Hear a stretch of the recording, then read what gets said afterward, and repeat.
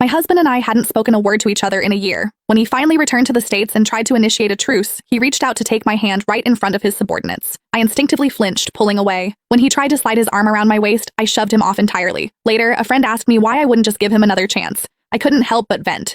Devin and I are basically strangers now, I told her, swirling my drink. Being in the same room as him gives us absolutely nothing to talk about. The silence is so suffocatingly awkward I want to dig a hole through the floorboards and bury myself. My friend's expression suddenly contorted. Her eyes darted frantically to a spot just over my shoulder. I turned around. There he was. Devin stood frozen a few feet away, his face completely drained of color. Well, if it was awkward before, it was a full-blown catastrophe now. I could have dug a trench straight to the Earth's core. Devin Frost and I had been locked in a bitter stalemate for 12 months. For the entirety of that year, he had been in Switzerland, accompanying his ex-girlfriend and her parents while her father sought experimental medical treatments. He had played the devoted proxy son perfectly. Now that he was back in Chicago, he was the one lowering his head, asking for peace. Before he left, he hadn't said a word of goodbye. But a year is a long time. The blinding, white-hot rage I used to feel had mostly burned out, leaving only a cold pile of ash.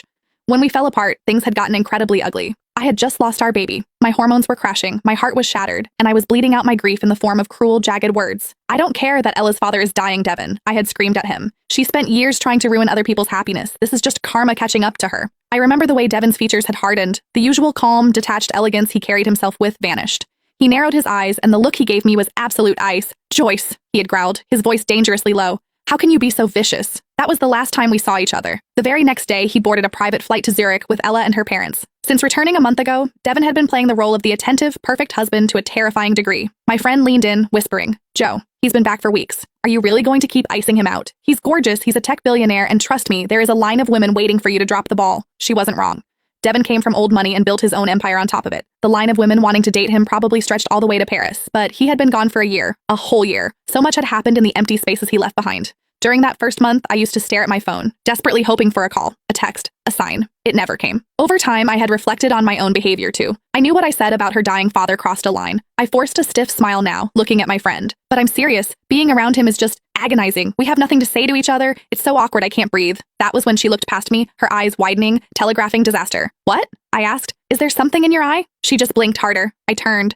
Devin's tall, imposing frame was rigid. His skin was pale under the dim lighting of the venue. My mouth twitched in a grimace of sheer mortification. His dark eyes locked onto mine, a storm of turbulent emotions swirling in their depths. Without a word, he closed the distance between us and wrapped his hand around my wrist.